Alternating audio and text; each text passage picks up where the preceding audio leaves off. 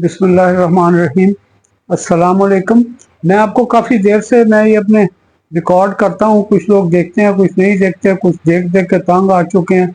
ये पॉसिबली ये 111वीं वीडियो होगी और मैंने कहा था कि मेरे सब्सक्राइबर 1000 से ऊपर हैं, अभी स्लो स्लो बढ़ते हैं, तो मुझे उसका फ़ायदा तब तक कोई नहीं है ना कि उम्मीद है कि इतनी जल्दी फ़ायदा होता है, लेकिन इन्फॉर्मेशन मैं करता हूँ। तो ये मेरा था, इसका जो अनुमान रखा था डॉक्टर्स लाइफ विद डॉक्टर इनाम। तो डॉक्टर्स लाइफ में सिर्फ ये मैंने कोई काफ़ी सारे इंसिडेंट हैं जिसके अंदर हेल्थ रिलेटेड इशू हैं, लेकिन अदरवाइज भी मैं चाह रहा था कि मैं इसको करूं जो मुझे बड़े इंटरेस्टिंग और मेरे जहन में नक्श हुए हैं।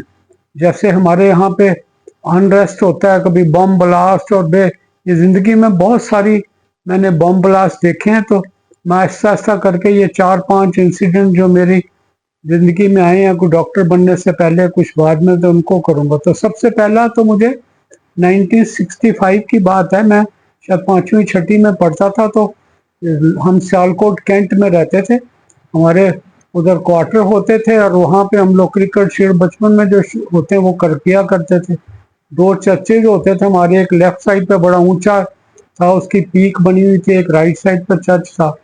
तो हम लोग रोज स्कूल जाते थे साइकिल पे, साथ भाई को भी बैठा लेता था, फिर वहाँ से हम करते हैं। तो ये उन दिनों की बात है कि 1965 के वस्त में, या आई डोंट नो, कुछ जुलाई या अगस्त का ज़माना होगा।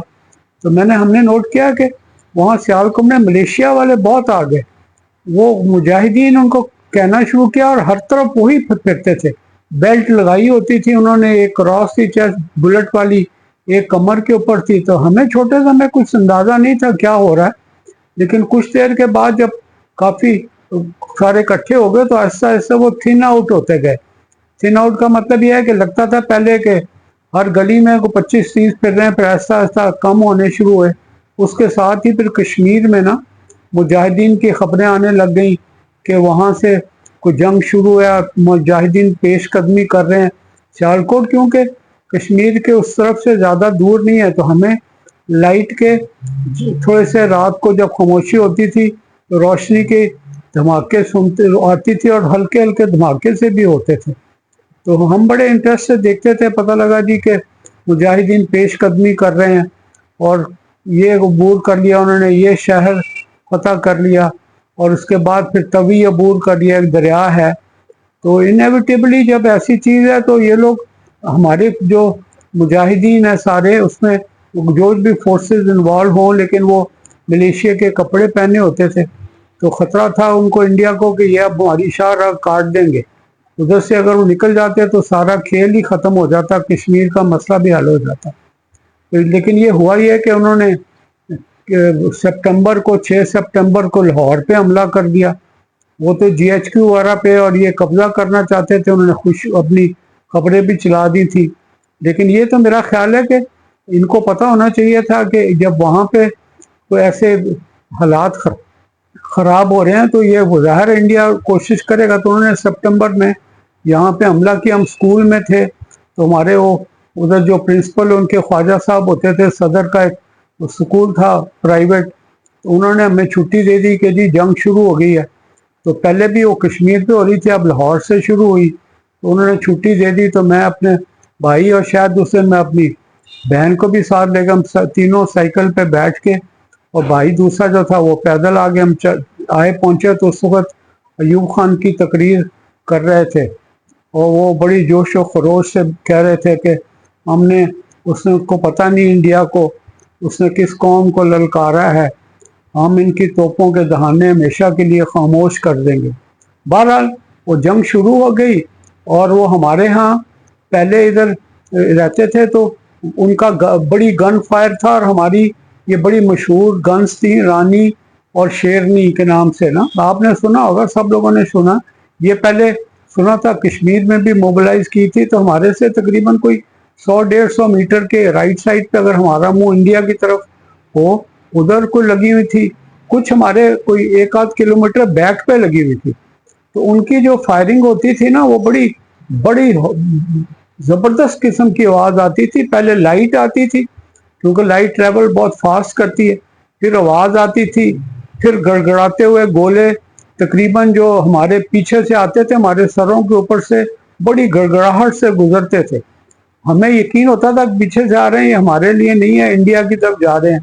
پھر وہ آواز اس کی ایسا ایسا کم ہو جاتی تھی، پھر کچھ آدھے منٹ بعد یا 1 منٹ کے بعد وہ اس طرف سے ان کے روشنیاں ہوتی تھی، دھماکے ہوتے تھے، اور وہ پھر اس کے بعد یہ پیریوڈیکلی فائر کرتے. اس کے بعد کبھی کبھی ہوتا تھا کہ ان کی طرف سے روشنی دور سے نظر آتی تھی، اور اس کے بعد پھر آوازیں آتی تھی دھم دھم دھم کر کے. اس کے بعد سے پھر ان کے جو بم تھے وہ ہماری طرف آتے تھے. تو ہم اتنی ایکسپرٹیز ہو گئی تھی چھوٹے ہونے کے باوجود، ہم پرڈکٹ کر لیتے تھے کہ کوئی کون سا گولا کدھر گرے گا. بڑے ہیوی گنز کے گولے ہوتے تھے، بڑا بلاسٹ کرتے تھے تو بہت تھے. تو نارملی ان کی لائٹ آتی، پھر دھم گھم دھم کی آوازیں آتی، پھر وہ ان کی آوازیں آتی تھی. اور نارملی شروع میں تو گڑگڑاہٹ ہوتی نہیں، جب گرتے تھے تو ان کی آواز سیٹی میں بدل جاتی تھی، ٹی کر کے آتی تھی. اگر تو ٹی بہت پہلے شروع ہو جائے تو ہم لوگ گھبراتے نہیں تھے، بیٹھے رہتے تھے. لیکن جب وہ ٹی اگر ہمارے کو 60 کے اینگل پہ آ کے ہوتی تھی تو ہمیں اندازہ تھا کہ یہ بالکل قریب ہی کہیں گرے گا. تو اگر ہمارے اوپر آ کے ٹی ختم ہوتی تھی تو ہمیں پتا تھا یہ پیرا بولا بناتا ہوا پیچھے گرے گا. تو میں آپ کو بتانا بھول گیا کہ ہم نے ٹرنچز بنائی ہوئی تھی مختلف شیپس کی، وی شیپ، ڈبلیو شیپ سب سے اچھی ٹرنچز ہوتی تھی. اس کے اندر ہم نے کافی ویسٹ چیسٹ ڈیپ ہوتی تھی، اور ہم اس کے اوپر ساتھ ہم نے سٹیپ بنائے تھے اگر نیچے چڑھنے اترنے کے لیے. اور کافی ٹائم ہمارا اس میں گزرنا شروع ہو گیا. یہ کوئی 7 دن 10 دن کا آرڈیل تھا. آخری دنوں میں تو اتنی زیادہ قریب جنگ آ گئی تھی، اتنا ریپڈ فائر ہوتا تھا یہ مشین گنوں کا کہ کان پھٹتے تھے. اس کا مطلب تھا کہ وہ 0.5 کلومیٹر 1 کلومیٹر کی رینج میں ہماری یہاں ریزیڈنسی سیالکوٹ کینٹ میں وہاں تک پہنچ گئے تھے. وہ اصل میں ہوتا یہ ہے کہ سارا پوری آرمی موو نہیں کرتی، اس میں کچھ یونٹ آگے نکل جاتی ہیں، کچھ پیچھے رہ جاتی ہیں، کچھ اسٹریٹجکلی وہ کرتے ہیں کہ ان کو آنے دیتے ہیں اور پیچھے سے جا کے ان کو پکڑ لیتے ہیں اور کیپچر کر لیتے ہیں. تو بڑی اسٹرانگ قسم کے دھماکے ہوتے تھے، اور ہماری پرڈکٹیبلٹی اس کی فلائٹ کی اور گولے گرنے کی تقریباً 95% کریکٹ ہوتی تھی. جیسے ہی ہم سمجھتے تھے کہ 60 کے انگل پہ آ کے اس کی ٹیم بند ہوئی ہے، ہم لوگ ٹرنچ میں چلے جاتے تھے اور نیچے جھک جاتے تھے، کانوں پہ ہاتھ رکھ لیتے تھے. بڑے زبردست قسم کے بلاس ایسے ہوتے تھے جیسے کوئی 4 فٹ کے فاصلے پہ ہے، لیکن کبھی کوئی 100 میٹر کوئی 50 میٹر کے فاصلے پہ ہوتے تھے. اس کے بعد وہ جب وہ چپ کر جاتے تھے ہماری گنز فائر کرتی تھی. بڑا ایک طرح کا بچپن میں ہمیں کوئی اتنا خوف شوف اتنا نہیں تھا، لیکن رونق تھی. ہمارے شارپنر ان کے بم کے گولے ہمارے ارد گرد درختوں میں پیوست ہوتے تھے، اور ہمیں خطرہ ہوتا تھا یہ جو گولے ہیں ان کے میٹل ہوتی تھی اس وہ الٹی ہو جاتی ہے، باہر والی سائڈ اندر چلی آتی ہے، اندر والی ساتھ بڑے اس کے کنارے شارپ ہوتے تھے درختوں کے تنوں میں لگ کے. تو ہم نے مجھے یاد ہے کہ ہم چاقو لے کے بعد میں دن میں وہاں سے نکالتے رہتے تھے. میں نے بہت سارے اکٹھے کیے تھے، پتہ نہیں اب کہاں چلے گئے، مجھے سمجھ نہیں آئی. میں نے تو کسی کو دیے نہیں، لیکن سم ہاؤ میرے سے وہ غائب ہو گئے. تو آخری تو جو 70-72 گھنٹے تھے نا، ہمیں گھر جانے کا موقع ہی نہیں ملا. اتنی زبردست قسم کی فائٹ تھی. بالکل ہمارے گھر کے کوارٹر ہوتا تھا، اس کے پیچھے ایک ہینڈ پمپ ہوتا تھا، پانی وانی اس سے لیتے. اپنے گھر میں علیحدہ بھی تھا، وہاں پہ ورکر ہوتے تھے. تو رات کو مجھے یاد ہے کہ ہماری ورکر تھی، وہ پیچھے پانی بھرنے گئی، تو اس جب پانی بھر رہی تھی تو اس نے دیکھا کہ 10-11 فوجی جو ہے نا وہ ہماری دیوار کے ساتھ چسپاں کھڑے ہیں. اور وہ اس نے جب ہینڈ پمپ کرتے کرتے اس نے دیکھا تو انہوں نے اس کو کوشش کی چپ کرنے کی، لیکن اس کی چیخ نکل گئی. تو چیخ سن کے تو وہاں پہ رینجرز پولیس اور آرمی کے لوگ سائیکلوں پہ بھی کرتے تھے. ان کے گلے میں بندوقیں ہوتی تھی اور سیٹی پکڑی ہوتی تھی. تو انہوں نے اس نے سیٹی بجائی، چاروں طرف سے لوگ آگے. تو 10 انڈین سولجر ہماری دیوار کے ساتھ کمر لگا کے بیک سائڈ کی دیوار کے ساتھ کھڑے، تو وہ کیپچر ہو گئے. It was so near. تو یہ میں کہہ رہا تھا کہ اتنے بم کے بلاسٹ ہوتے تھے. یہ میرے زندگی میں سب سے زیادہ بلاسٹ جو آوازیں سنی ہے نا شروع میں اس 5ویں-6ٹھی جماعت میں، تو سیالکوٹ کینٹ میں تھی. بہرحال وہ اتنا زیادہ مشکل حالات ہو گئے تھے کہ ہم نے پانی وانی اور چیزیں تھوڑی بہت دن میں ادھر ادھر سے لا کے رکھ لیتے تھے.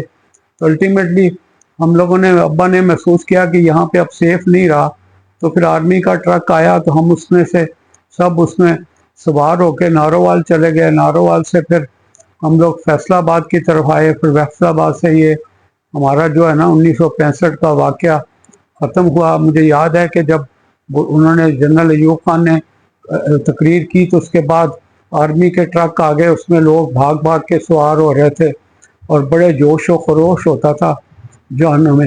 کچھ ایسے بھی تھے جن کے آنسو بھی نکلتے تھے. میں نے کیپٹن کو دیکھا، وہ اپنی جیپ میں ایسے سوار ہو رہے تھے، اپنی لیڈ کر رہے تھے، تو ساتھ آنسو پوچھ رہا تھا اپنے بچوں سے مل کے آئے ہو گے کیونکہ جنگ میں جا رہے تھے. یہ چنڈا کا تھا محاذ، ٹینک وینک سارے لوڈ ہو کے تو سارے چنڈا کی طرف. چنڈا میں ٹینکوں کی بہت بڑی جنگ لڑی گئی ہے اور فائرنگ بہت زیادہ ہوتی تھی. تو مجھے ابھی تک نہیں بھولتا یہ کہ اس کے اتنے واقعات جنگ کے اور ہماری پریڈکٹیبلٹی، اس کی فلائٹ، اس کی ٹریجیکٹری کے بارے میں تھی. تو میرا سب سے پہلا تو یہ 1965 کا میں نے بتایا. اس کے بعد اور جو آئیں اس کو بھی میں انشاءاللہ بتاؤں گا تھوڑا تھوڑا کر کے. اپنا خیال رکھیے گا. اللہ حافظ. السلام علیکم.